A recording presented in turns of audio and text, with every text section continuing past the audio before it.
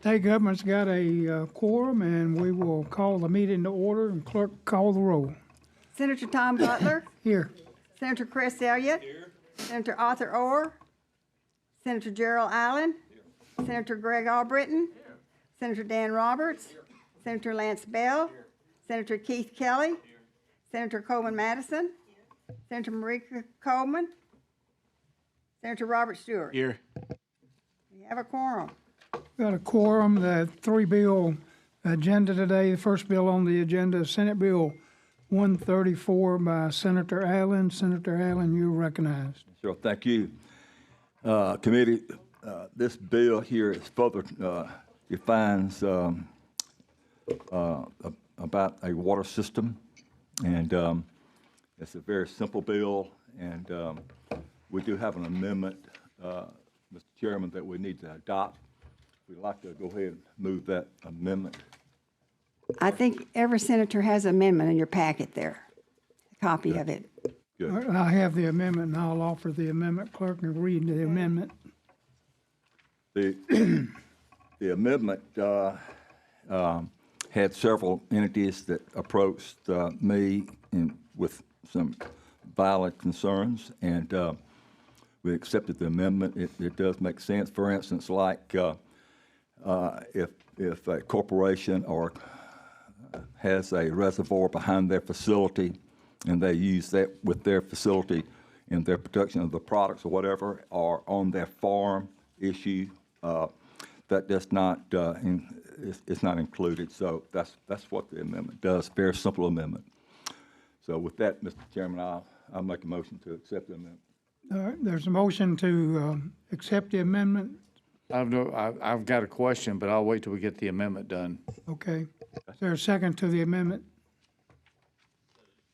Second to the amendment. Questions, Senator Albritton? I apologize. I don't know that I completely understand this. And I've got Mobile that has a major reservoir system that feeds numerous municipalities and counties. And I just want to know how this will affect or afflict. Well, for instance, it's if you have a water system, you must have water. Okay, so that's normal, yeah. Yeah, absolutely.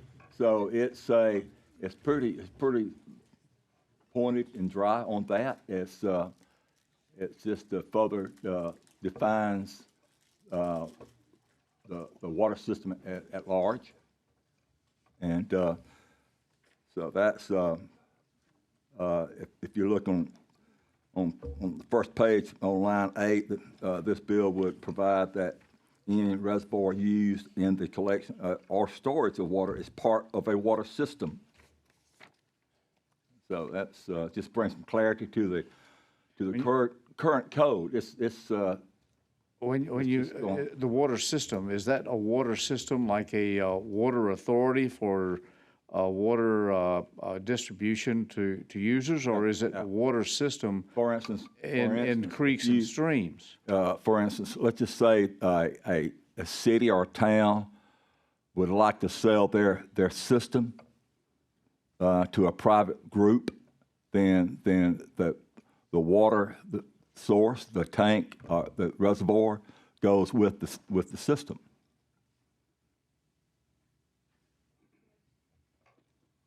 Mr. Chairman,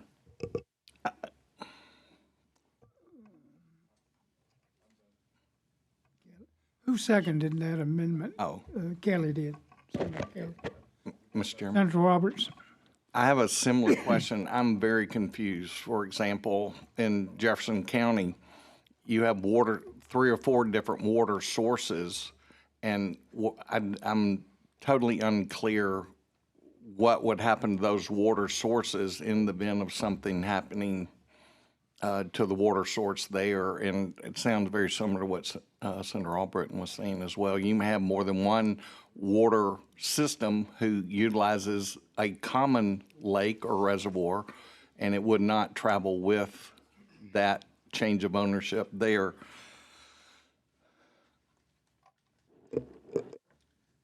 Any thoughts on that? I would think, that's a pretty complicated question that you threw at me, sir. I do not know the answer to that, but, Mr. Chairman, if we could adopt the amendment and then carry the bill over, then I can come back and, give further explanation later. Thank you, Senator. There's a motion to carry the bill and pending amendment over. Over, yeah, That's the way I read it. yeah. And there's been a second. All in favor say aye. Aye. Aye. Was Kelly the second on that? Well, you seconded the carryover. Robert. Okay, the bill and pending amendments carried over. Senator Allen will get back with us after his research. And second bill on the agenda is Senate Bill 95 by Senator Weaver. Thank you, Mr. And there Chairman. she is. Here I am. In 2019, the Ambulance Association and the Alabama Emergency Medical Service Association passed a bill and created an EMS distinctive license plate.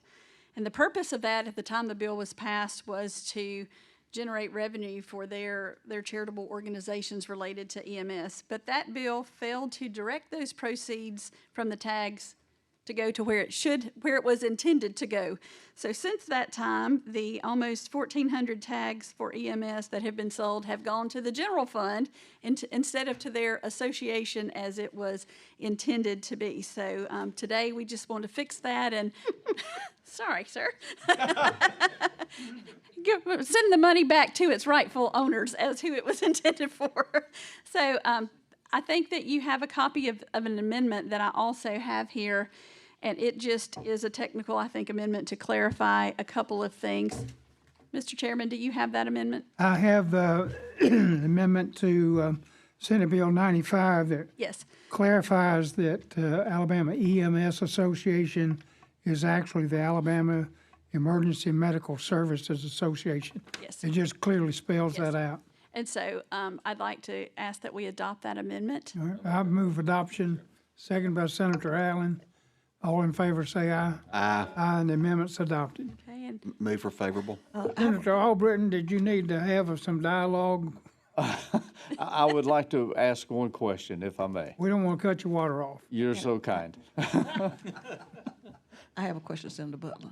The amount that we're coming on, you're talking about 50% to the association ambulance and 50% to the EMS, correct? yes, sir. 50% of what? I mean, So, yeah, on so a the tag fiscal note on fees- this is $58,000. So out of 1,398 tags that have been sold since 2019, the fiscal note is $58,000. So that you're going to lose about $41 and Well, my 40-something question cents. really is, Senator, is does this take monies out of local, when you buy a tag, and the ad valorem tax and everything, is this 50% of just the additional cost for the I think that specialized the tag? probate people who get the revenue for generating these taxes, they keep theirs, right? Is it okay if I let Mr. Chairman, could Ryan answer that question for us? I mean, I don't want the ad valorem taxes to be distributed in this way either. Those are also earmarked. Yeah, yes, sir. The amendment which Senator Butler offered, the original bill struck some language that would have taken away the ability for the counties to collect their fees associated with issuing the distinctive plates. So the amendment puts that language back in the bill to make sure that those entities continue to get their revenue. So after the cost, which goes to the counties, then the remainder is divided equally between the two entities. What about the ad valorem tax and such that goes in? Is that affected any? I don't know the answer to that, Senator. I know that just the fees that are collected by. I think what we're trying to talk about, a couple of folks are trying to answer my question, I think. Is my fear unjustified? Let me ask that. Would you state your name and who you with? I'm Cameron Clark from the Department of Revenue. So of the distinctive license plates, there is a $50 additional fee that is beyond the ad valorem tax. And that's what we're talking about here. This just addresses that $50 fee. The portion that right now that goes to general fund portion is $41.25 per Okay. plate. All right, So it's good enough. only changing that portion. All right, that's what I wanted to clarify then. Yes, We're sir. just Doesn't- talking about the additional fee that comes in with the specialized tax. Yes, sir. Yeah. Mr. Bradsfield, you have a comment answered? Okay. We're clear on all that. I move for favor on, I have one more comment, Mr. Chairman, if I may. Senator Elliott, Senator Albritton, just to be clear, you've seen the fiscal note on this, right? We don't have it. I don't have it. Okay, I just wanted to read through it real quick. As introduced, would decrease receipts to general fund by an estimated $58,000 annually. Okay, just, okey dokey. I have heard it, and I'm sometimes agree.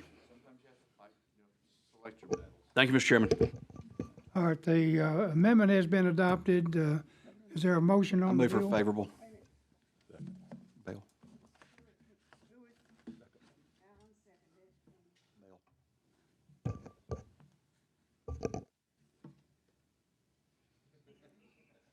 Motion moved and seconded. Clerk, call the roll. Okay, Senator Butler. Aye. Senator Elliott. Senator Orr. Senator Allen. Senator Albrecht. Aye with reservation. I minus. Senator Roberts. Senator Bell. Aye. Senator Kelly. Senator Coleman Madison. All right, Bill. Senator Marika Coleman. And Senator Robert Stewart. Okay, got it. All right, the bill's given a favorable report. Mr. Chairman and committee. Thank you. Next bill on the committee is Senate Bill 108, Senator Coleman Madison. Thank you, Mr. Chairman. This is a local county bill, and it's really one to help local governments. Alabama's competitive law, bid law, requires that the need for labor, supplies, and materials and equipment, anything that is $15,000 or above has to be bid. And these, of course, public funds. But we understand that everything has gone up now, and the cost of things as far as bidding or what they can bid for is not keeping pace. While the current bid law also has been in place for many years, again, everything else has gone up. So this legislation proposes to uphold the accountability through a transparency and competitive bid law by doing these things. Adjusting the bid threshold from $15,000 up to $30,000. And of course, making this tied to the consumer index so that if things go up. And again, this is one that will be submitted to the Legislative Review Committee. They will determine if there's a need for an increase based on the index, and if not, they won't do that. Consumer index.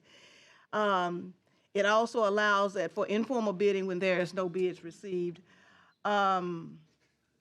that they can currently, the county is not required to bid purchases such as dirt, sand, gravel, things like that, that the county usually does this work with their own in-house employees. But this legislation would allow counties to use this exception to projects that also have conducted exclusively, again, by county employees.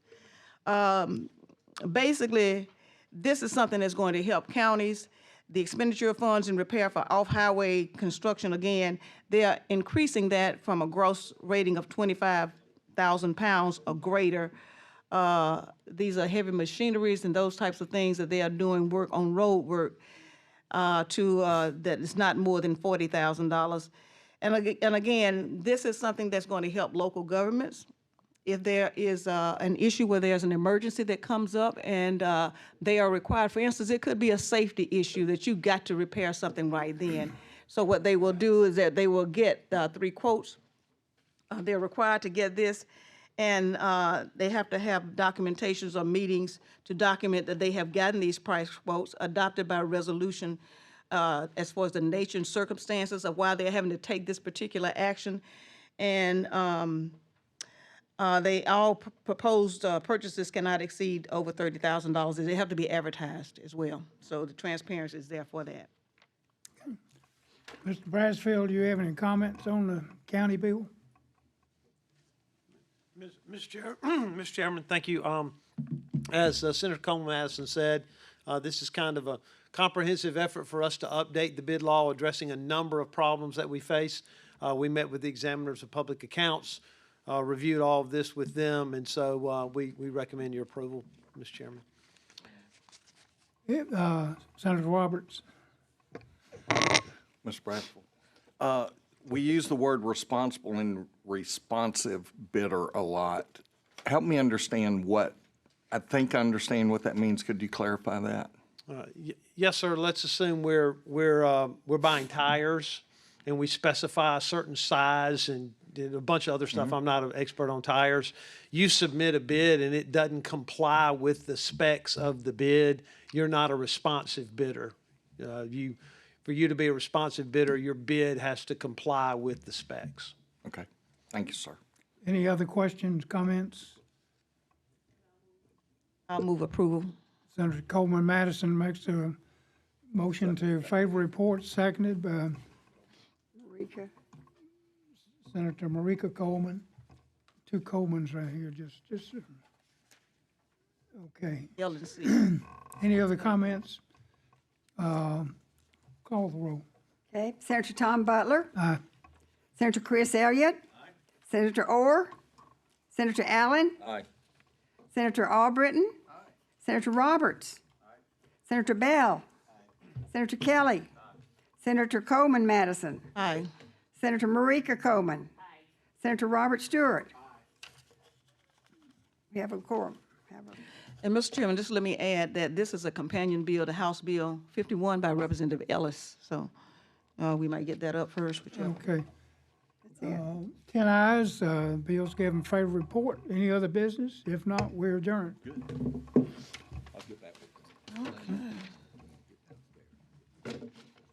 Okay. We're just carrying your bill and an amendment over. We don't put that in. You want to hold it, or you want to hold the amendment? It's going back and. That's been adopted.